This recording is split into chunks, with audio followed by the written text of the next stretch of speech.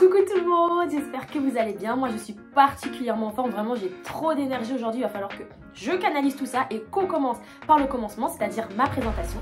Donc je m'appelle Elikia, j'ai 20 ans, je suis chrétienne protestante évangélique. Et aujourd'hui dans ma série Une chrétienne réagit à, nous allons évidemment parler de la décision de la Cour suprême des États-Unis de révoquer le droit à l'avortement. Néanmoins, je tiens à clarifier les choses tout de suite. Je ne vais pas parler de l'avortement en soi dans cette vidéo aujourd'hui. J'aimerais prendre un angle d'étude un peu différent. Voilà, j'aimerais parler des juges de la Cour suprême, de la place du chrétien et de ses croyances dans la politique.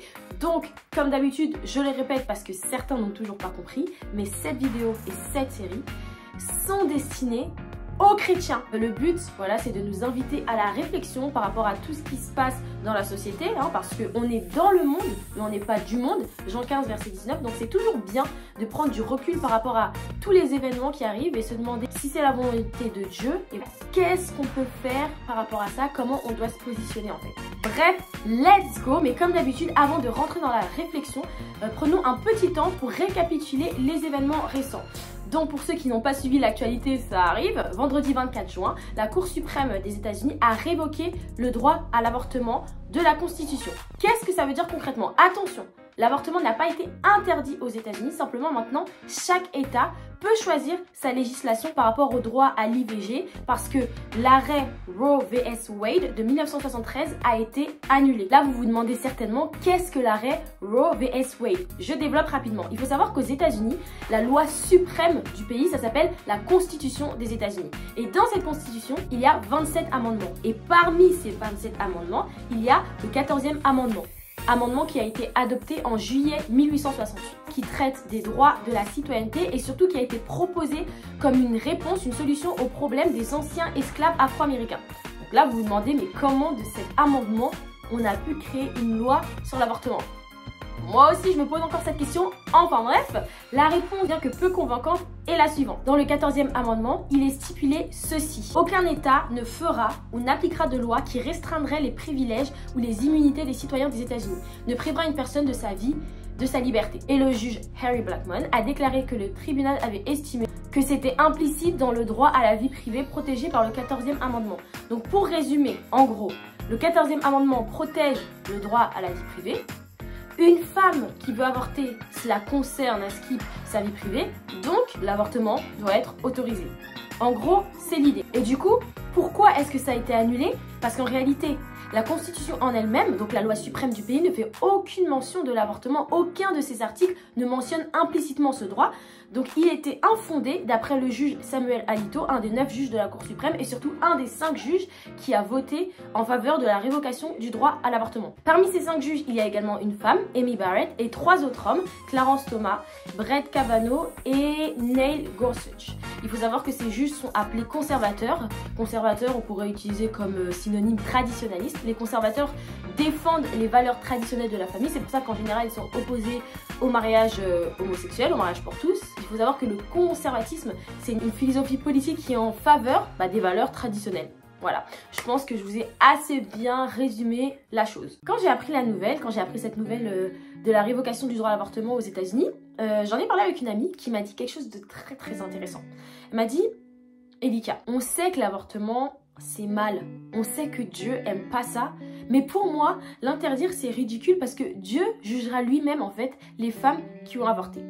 Très intéressant. Ça m'a poussé dans une très grande réflexion. Puis j'ai une autre copine qui m'a dit, de toute façon, cette révocation va pas empêcher les avortements, elle va juste empêcher les avortements légaux. Vous savez, en ce moment, on voit beaucoup d'Américaines qui défilent avec le slogan « You cannot ban abortions, you can only ban safe abortions ».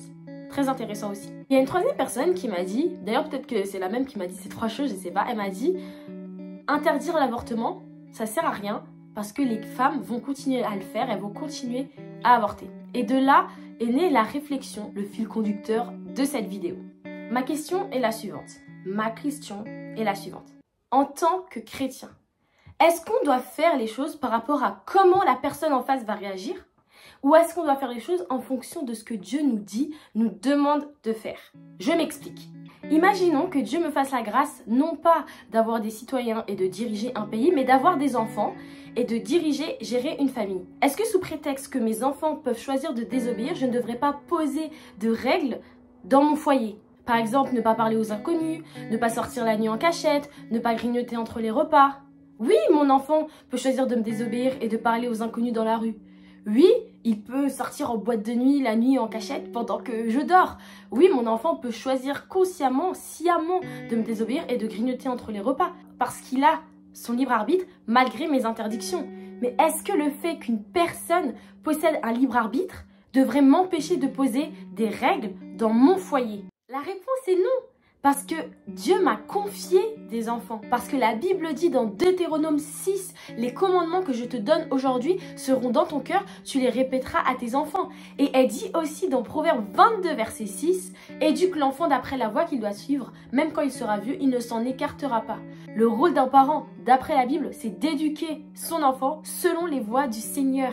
Lorsque Dieu te donne des enfants, il te donne cette mission. Et lorsque Jésus va revenir, tu vas devoir lui rendre des comptes. Il va te dire, je t'ai donné ci, je t'ai donné ça. Qu'est-ce que tu en as fait? Est-ce que tu l'as fait prospérer pour mon royaume? Est-ce que tu l'as utilisé pour annoncer le royaume des cieux sur la terre? Est-ce que tu l'as utilisé pour bénir ton prochain? Et ça me fait penser à cette parabole dans Matthieu 25, la parabole des talents, je pense que vous la connaissez. C'est l'histoire d'un maître plutôt riche qui part en voyage, mais avant de partir en voyage, il confie ses richesses à 3 de ses serviteurs. Le premier serviteur, il lui donne 500 pièces d'or. Et pendant l'absence de son maître, ce serviteur, il va faire du commerce et il va encore gagner 500 pièces d'or. Au deuxième serviteur, il lui donne 200 pièces d'or. Pareil, ce deuxième serviteur, il va faire du commerce, etc. Il fait fructifier l'argent de son maître et il gagne encore 200 pièces d'or. Mais le troisième serviteur, il lui donne 100 pièces d'or et ce serviteur ne fait rien avec. Il les cache dans un trou jusqu'à ce que son maître revienne. Lorsque le maître revient, il demande des comptes à ses 3 serviteurs. Donc les 2 premiers serviteurs qui ont fait fructifier l'argent de leur maître, ils en sont récompensés.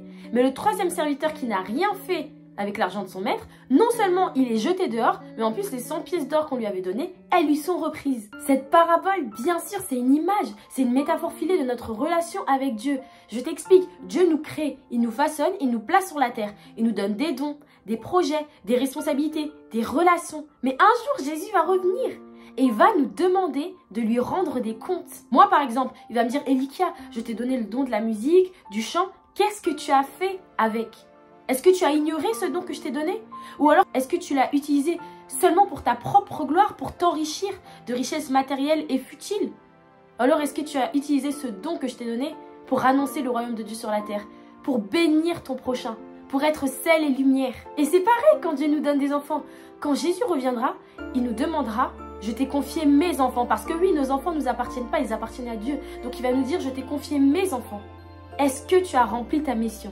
Est-ce que tu les as élevés selon mes voies? Vous pensez qu'à ce moment-là, vous allez répondre à Jésus, non, sorry, j'ai pas élevé mes enfants selon tes voies parce que je savais qu'ils allaient désobéir. Non, vraiment désolé, mais j'ai pas appris à mes enfants la vertu, je leur ai pas parlé de toi, Seigneur, parce qu'ils ont leur libre arbitre et je savais qu'ils pourraient choisir de ne pas m'écouter. Of course not. Parce que ce que tes enfants choisissent de faire avec leur libre arbitre, c'est entre eux et Dieu. C'est leur responsabilité. Mais éduquer tes enfants selon les voies du Seigneur, ça c'est ta responsabilité de parent chrétien. Je ne sais pas si vous voyez ce que je veux dire, mais en tant que chrétien, on ne fait pas les choses par rapport aux autres. On ne fait pas les choses par rapport à comment la personne en face va réagir. On ne fait pas les choses par rapport à si la personne en face va écouter. On fait les choses par rapport à ce que Dieu nous demande de faire. On fait les choses par rapport à la mission que Dieu nous a donnée. Je ne pardonne pas à une personne qui m'a blessée parce que j'en ai envie, parce qu'elle le mérite. Je pardonne à une personne qui m'a blessée parce que Dieu me demande de pardonner. Vous voyez? C'est pas pareil. Je n'adapte pas mon attitude à la personne en face. J'adapte mon attitude au commandement de Dieu en fait. Donc si Dieu dit à un homme qui travaille dans la politique que l'avortement c'est moralement mauvais, cet homme ne peut logiquement pas aller voter pour une loi qui permet l'avortement. Maintenant que les personnes continuent à aller avorter ou pas, c'est plus sa responsabilité, c'est pas son dos. Ça c'est entre elle et Dieu effectivement. Mais par contre sa responsabilité, en tant que chrétien qui travaille dans la politique, qui a entendu Dieu lui dire que l'avortement c'est mauvais, c'est de ne pas voter pour des lois qui permettent l'avortement. C'est de minimiser, de le limiter, de le restreindre au maximum. Lui, devant Dieu, c'est ça sa responsabilité. Chacun doit faire sa part en fait. Par ailleurs, petite parenthèse, parlons chiffres et je vous préviens, il y aura beaucoup de chiffres, beaucoup de statistiques dans cette vidéo et bien sûr je mettrai toutes mes sources dans la description de la vidéo. On entend souvent ces derniers temps la phrase oui, interdire l'avortement, ça va pas réduire le nombre d'avortements, c'est juste qu'il y aura plus d'avortements faits dans le secret. Eh bien c'est faux, voilà, il y a une étude qui a été menée aux États-Unis, en Californie en 2020 qui a montré que 2/3 des femmes qui se sont vues refuser l'avortement parce que leur grossesse était beaucoup trop avancée, bah, finalement elles ont mené leur grossesse à terme. Donc ça a vraiment eu un effet de réduction du nombre d'avortements. Et dans 18 États des États-Unis, on a observé qu'il y avait une décroissance du nombre d'avortements de 17%. Donc c'est quand même pas mal. Pour revenir au propos de ma copine qui a dit « On sait que l'avortement c'est mal, mais Dieu jugera lui-même les personnes qui ont avorté ». Si on part du consensus que l'avortement c'est moralement mauvais, d'après la Bible, yes, Dieu va juger les personnes, Dieu va juger les femmes qui ont avorté. Mais Dieu va aussi juger les personnes qui ont permis l'avortement. Et il va même juger ces personnes-là plus sévèrement, Jacques 3, verset 1, parce que ce sont ces personnes-là qui auront permis, qui auront ouvert la porte au péché de beaucoup. Donc personnellement, moi, je comprends. Parce que si tu as conscience qu'un acte, c'est une infamie, c'est un meurtre, tu peux pas le permettre en fait. Si Dieu te dit, ça c'est mal, et que tu dis quand même à tout un pays, go ahead, vas-y, faites-le. Franchement, mon gars, au jugement dernier, c'est chaud pour toi. Hein. Tu vas devoir justifier à Dieu que tu as permis à des gens de faire quelque chose que lui, il avait dit que c'était mal. Bon courage. Hein. Si Dieu me dit que le vol, c'est mal, je vais pas permettre à mes enfants dans mon foyer d'être des voleurs. Qu'est-ce que je vais dire à Dieu après? C'est littéralement s'opposer à sa volonté, à ce qu'il me dit. Bref, là, certains regardent ma vidéo et se disent deux choses. Il y en a qui se disent, oui, mais la liberté, Dieu est pour la liberté et quand on révoque le droit à l'avortement, on empêche la liberté. Et il y a une autre catégorie de personnes qui dit oui mais les chrétiens en fait, vous imposez vos convictions religieuses à tout un pays et c'est pas bien. Commençons par la liberté. Quand on lit la Bible, on voit que dès le commencement, Dieu a posé des règles et des interdictions. Premier livre de la Bible, Genèse, première interdiction, interdiction de manger le fruit défendu, le fruit de l'arbre de la connaissance du bien et du mal. Pourtant, Dieu dit que les êtres humains sont libres. Pourtant, il pose des règles. Donc si à la fois il pose des règles et des interdictions, mais qu'on est quand même libre, étant donné que Dieu ne ment pas, ça veut dire que c'est nous, les humains, qui avons une mauvaise définition de ce qu'est la liberté. La liberté n'est pas l'absence de règles et d'interdictions. La liberté, c'est le choix d'obéir ou de désobéir à l'interdiction. Regardez bien ces deux phrases. Première phrase, tu ne mangeras pas du fruit de l'arbre de la connaissance du bien et du mal. Interdiction. Deuxième phrase, le jour où tu en mangeras, tu mourras. Potentialité de désobéissance avec conséquences négatives.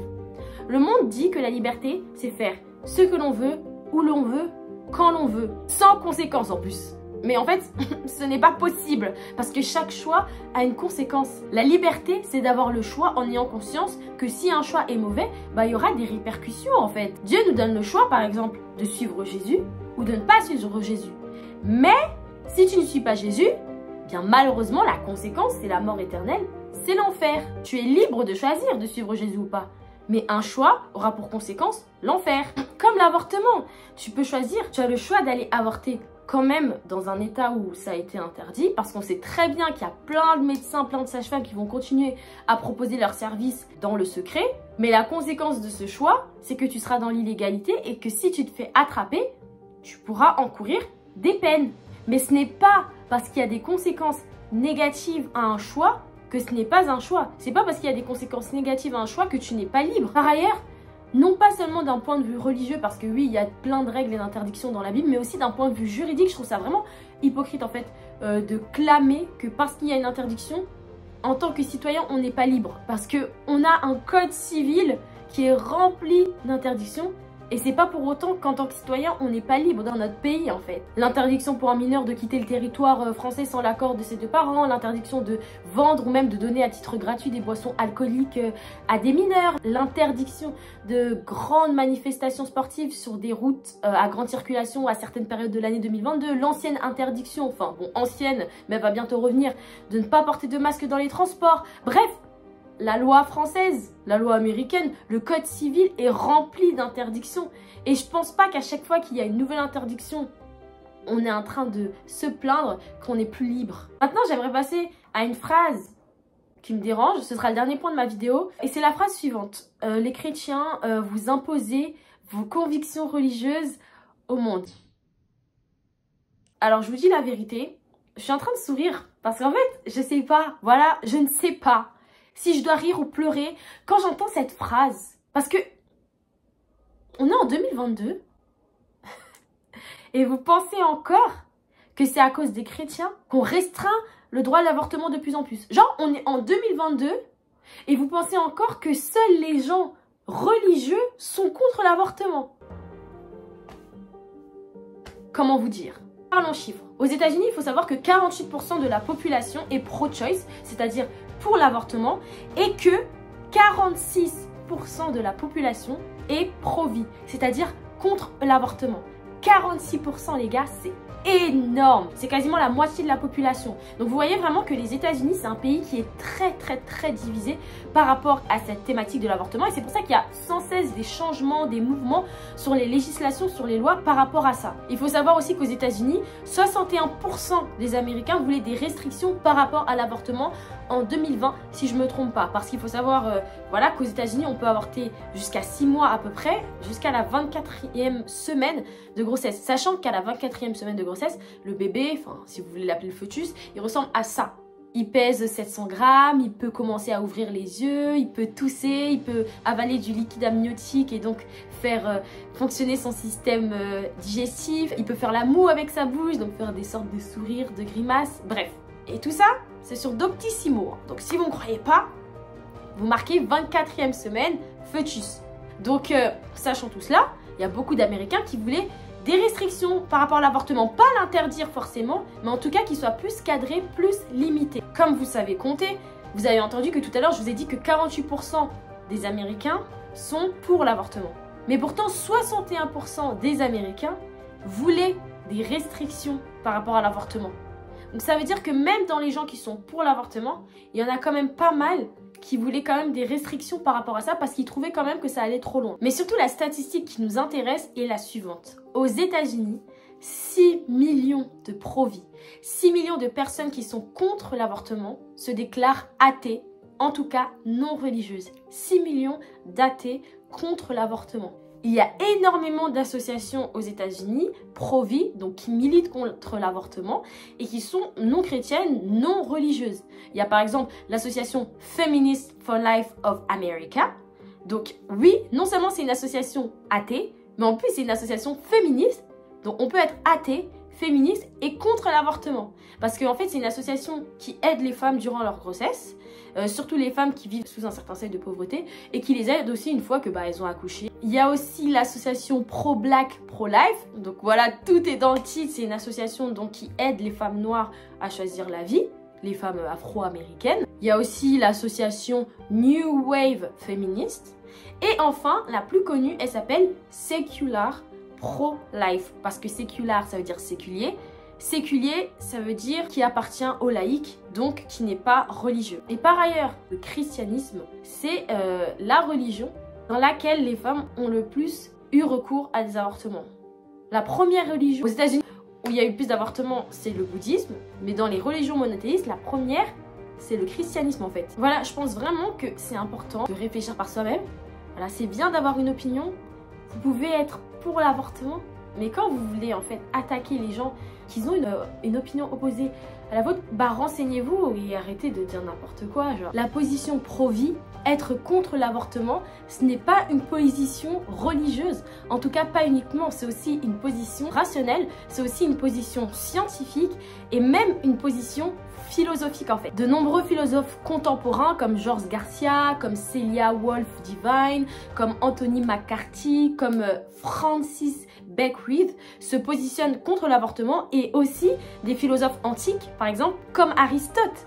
Ces philosophes-là, ils ont écrit plein d'essais, de thèses contre l'avortement et aucun ne mentionne Dieu dedans. Il y a aussi beaucoup de médecins, de gynécologues, même de sages-femmes qui pratiquaient avant des avortements, qui ont arrêté et qui témoignent aujourd'hui de la réalité de ce que c'est, comme par exemple le docteur Nathanson, qui est aujourd'hui décédé, qui a même réalisé un film avec des vraies images d'échographie de 28 minutes, donc un mini-film, pour vraiment montrer ce que c'est l'avortement en fait, et qui explique pourquoi il n'est pas du tout favorable à ce que c'est. Aux États-Unis, il y a aussi une association qui s'appelle l'Association des obstétriciens et gynécologues pro-vie, voilà, qui reconnaît que le devoir du gynécologue, c'est de prendre soin non pas de un, mais de deux patients, donc le bébé et la femme enceinte, et qui reconnaît que son obligation hippocratique, voilà, c'est de traiter les deux patients, celui qui est dans le ventre comme celui qui est dehors, avec bienfaisance et respect. Bref, je pense que je pourrais faire une vidéo qui détaille tous les arguments pro-vie, les arguments religieux, mais les arguments aussi scientifiques,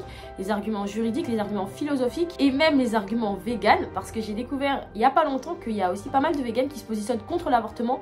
Pourquoi? C'est un rapport avec la théorie de l'évolution. J'ai pas tout à fait compris, mais quand j'aurai compris, je vous expliquerai ça correctement, mais c'est pas en fait le sujet de la vidéo d'aujourd'hui. Moi, ce que je voulais simplement dire, c'est que c'est faux en fait, et il faut arrêter de dire que être contre l'avortement, c'est être un fanatique religieux, parce qu'il y a plein de personnes qui sont pas religieuses, qui sont athées et qui se positionnent contre l'avortement parce qu'il y a tout un tas de raisons en fait d'être contre. Et donc c'est faux de dire que révoquer le droit à l'avortement aux États-Unis, c'est imposer des convictions religieuses à tout un pays, parce qu'il n'y a pas besoin d'être chrétien pour être contre l'avortement en fait.